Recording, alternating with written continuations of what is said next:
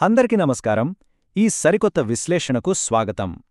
ఈరోజు మనం క్రిప్టో ప్రపంచంలో ఒక గేమ్ చేంజర్లా మారుతున్న ఇంటర్లింక్ ప్రోటోకాల్ గురించి చాలా లోతుగా మాట్లాడుకోబోతున్నాం. సాధారణంగా క్రిప్టో మార్కెట్ అనగానే మనకు గుర్తొచ్చేదేంటి?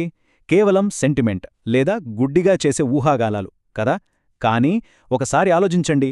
ఈ పాత పద్ధతిని పక్కన పెట్టేసి పూర్తిగా గణితశాస్త్ర ఖచ్చితత్వంతో వాస్తవ ప్రపంచ వాణిజ్యంతో ఒక ప్రోటోకాల్ నడిస్తే ఎలా ఉంటుంది? ఎగ్జాక్ట్లీ. ఇంటర్లింక్ సాధిస్తున్నది అదే. అది ఎలాగో ఇప్పుడు క్లియర్గా చూద్దాం. ఈ విశ్లేషణలో మనం ప్రధానంగా కవర్ చేయబోయే అంశాలు ఇవి.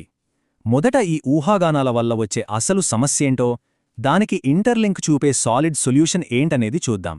ఆ తర్వాత ఈ ప్రోటోకాల్ వెనక ఉన్న డిమాండ్ ఇంజిన్స్, ఆ మెకానిక్స్, ఫైనల్గా ఆ మ్యాథమెటికల్ ఈక్వేషన్ని చాలా సింపుల్గా అందరికీ అర్థమయ్యేలా డీకోడ్ చేద్దాం.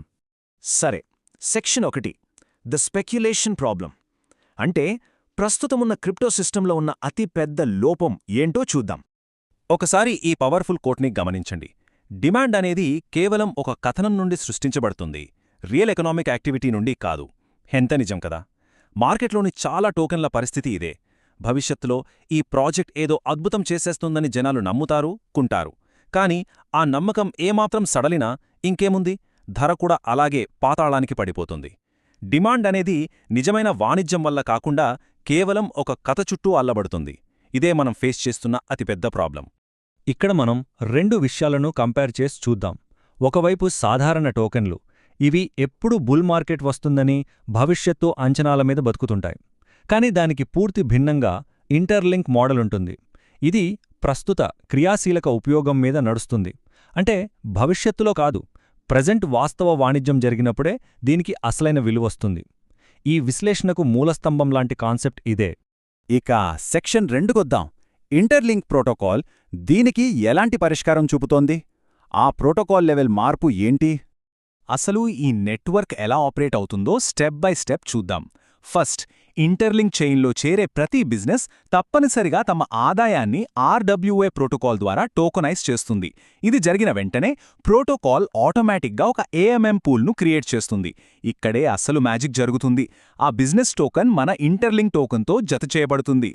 ఇక్కడ మీరు నోట్ చేసుకోవాల్సిన మోస్ట్ ఇంపార్టెంట్ పాయింట్ ఒకటుంది. ఈ పూల్లో ఉండే ఇంటర్లింక్ టోకెన్ ఒక రిజర్వ్ లాగా లాక్ అయిపోతుంది. ఎవరైనా ఇష్టమొచ్చినట్లు ట్రేడింగ్ చేసుకోవడానికి, స్పెక్యులేట్ చేయడానికి ఇది బయట అస్సలు దొరకదు. నెట్వర్క్లో జరిగే నిజమైన వాణిజ్యానికి ఇదొక స్ట్రాంగ్ ఫౌండేషన్లా, అంటే స్ట్రక్చరల్ లిక్విడిటీలా పనిచేస్తుందన్నమాట. ఇక్కడ నుంచి విషయాలు మరింత ఆసక్తికరంగా మారతాయి. సెక్షన్ 3, మొదటి డిమాండ్ ఇంజిన్ అయిన ఆన్బోర్డింగ్ గురించి మాట్లాడుకుందాం. ఈ చిన్న మ్యాథ్స్ ఈక్వేషన్ని కొంచెం డీకోడ్ చేద్దాం. N into L0.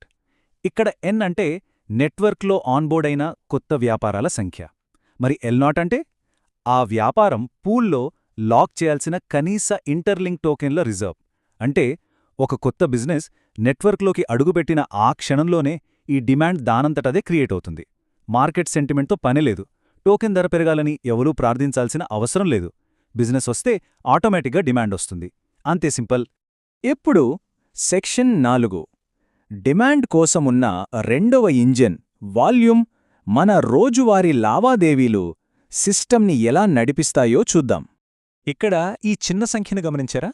0.2% నుండి 0.5%.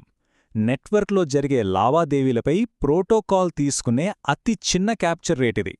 మనం ఏ రోజైనా ఒక ట్రాన్సాక్షన్ చేసినప్పుడు ఈ రేట్ ఎంత తక్కువో మీకే ఇట్టే అర్థమవుతుంది. దీన్ని మన రెగ్యులర్ ఫైనాన్షియల్ సిస్టమ్స్తో కంపేర్ చేసి చూద్దాం. మీకు తెలుసో లేదో, వీసా, మాస్టర్ కార్డ్ లాంటి పెద్ద పెద్ద కంపెనీలు లావాదేవీల మీద 2 నుండి 3% వరకు ఇంటర్చేంజ్ ఫీజులు వసూలు చేస్తాయి. కానీ ఇంటర్లింక్ క్యాప్చర్ రేట్ వాటికంటే చాలా తక్కువ. రియల్ వరల్డ్ కామర్స్కి, వ్యాపారులకు ఇది ఎంత ఫ్రెండ్లీనో మీరే ఊహించుకోవచ్చు. ఒక రకంగా ఇది గేమ్ చేంజర్. అసలు ఈ చిన్న క్యాప్చర్ రేట్ నుండి వచ్చిన వాల్యూ ఎలా ఆపరేట్ అవుతుంది? ఈ ప్రాసెస్ అంతా ఫుల్లీ ఆటోమేటెడ్. ఒక కస్టమర్ కొనుగోలు చేయగానే ఆ క్యాప్చర్ అయిన వాల్యూ నేరుగా ఏఎంఎం పూల్లోకి వెళ్తుంది. వెంటనే ప్రోటోకాల్ ఆటోమేటిక్గా ఇంటర్లింక్ టోకెన్తో ఒక మార్కెట్ బై చేసేస్తుంది. దీని అర్థమేంటి? ట్రాన్సాక్షన్ వాల్యూమ్ పెరిగే కొద్దీ నెట్వర్క్ దానంతటదే ఇంటర్లింక్ టోకెన్ని నిరంతరం అబ్జర్వ్ చేసుకుంటూనే ఉంటుంది, ఎవరి ప్రమేయం లేకుండా. ఇదే మన రెండో mathematical equation, V into alpha into beta. V అంటే టోటల్ ట్రాన్సాక్షన్ వాల్యూమ్, ఆల్ఫా అంటే ఇందాక మనం మాట్లాడుకున్న ఆ 0.2% మైనస్ 0.5% క్యాప్చర్ రేట్. ఇక బీటా అంటే ఇంటర్లింక్డ్ పూల్స్లోకి డైరెక్ట్ అయ్యే పోర్షన్. సో సింపుల్గా చెప్పాలంటే వాల్యూమ్ స్కేల్ అయ్యే కొద్దీ టోకెన్ అబ్జార్ప్షన్ కూడా పర్ఫెక్ట్గా స్కేల్ అవుతుంది. ఇదంతా పక్కా mechanical. Right. Section 5 the complete demand equation. ఈ రెండు ఇండిపెండెంట్ ఇంజిన్స్ కలిస్తే వచ్చే అద్భుతమైన రిజల్ట్ ఏంటో ఇప్పుడు చూద్దాం. ఇదిగో ఇక్కడుంది అసలైన పూర్తి సమీకరణం. Demand of interlink token equals to n into L0 plus V into alpha into beta. మొదటి భాగమేమో కొత్తగా ఆన్బోర్డ్ అయ్యే వ్యాపారాల నుండి వస్తుంది. ఇక రెండవ భాగం రోజువారీ జరిగే లావాదేవీల వాల్యూమ్ నుండి వస్తుంది. ఈ ప్రోటోకాల్ డిజైన్ ఎంత పర్ఫెక్ట్గా ఉందో చెప్పడానికి, ఎమోషన్స్తో సంబంధం లేకుండా మ్యాథ్స్ మీద ఎలా రన్ అవుతుందో చూపించడానికి ఈ సమీకరణమే ఒక తిరుగులేని సాక్ష్యం.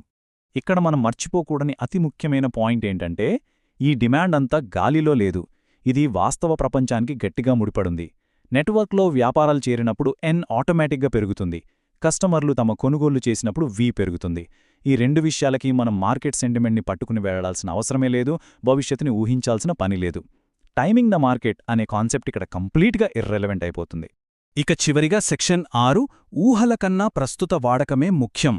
టోకెనామిక్స్లో వచ్చిన ఈ అద్భుతమైన మార్పు ఇప్పుడు మన కళ్లముందే రియాలిటీగా మారుతోంది. మీకు తెలుసా, ఇంటర్లింక్ ప్రోటోకాల్ ఇప్పుడు తమ ప్రైవేట్ మెయిన్నెట్ లాంచ్తో అఫీషియల్గా 8 మిలియన్ ఎరా అంటే 7వ శకంలోకి సగర్వంగా అడుగుపెట్టింది. దీన్ని సెలబ్రేట్ చేస్తూ యాక్టివ్ బౌంటీ సీజన్ 3 పేరుతో ఒక 30 రోజుల భారీ గ్లోబల్ క్యాంపెయిన్ని స్టార్ట్ చేశారు. $50,000 రివార్డు పూలండి.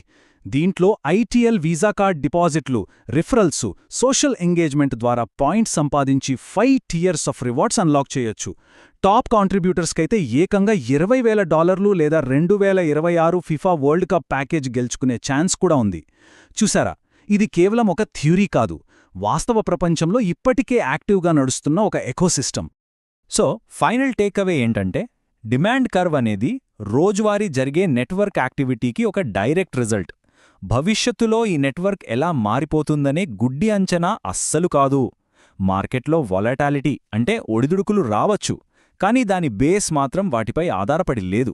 వ్యాపార కార్యకలాపాలు, ఆ వీసా కార్డ్ డిపాజిట్లు లాంటివి జరుగుతున్నంతకాలం సిస్టమ్ ఎంతో బలంగా ఉంటుంది. అంతే. ఇదంతా చూశాక మనం ముగించే ముందు ఒక్కసారి ఆలోచించాల్సిన ప్రశ్న ఒకటుంది. టోకెన్ డిమాండ్ అనేది ఇలా వాస్తవ ప్రపంచ వాణిజ్యానికి ఒక ఆటోమేటిక్ రిజల్ట్గా మారినప్పుడు దేనికోసమో ఎదురుచూస్తూ గుడ్డిగా స్పెక్యులేషన్ చేసే ఆ పాత క్రిప్టో ట్రేడింగ్ పద్ధతులు ఇకపై కూడా అవసరమా?